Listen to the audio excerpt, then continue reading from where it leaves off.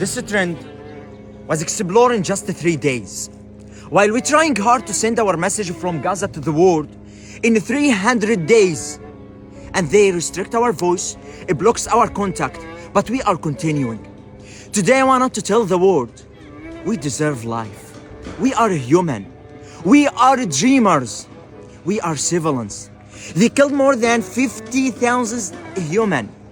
They killed more than 20,000 children. But today, I wanted to tell you that we spend many hours in water lines just to take unhealthy water, and you make trends.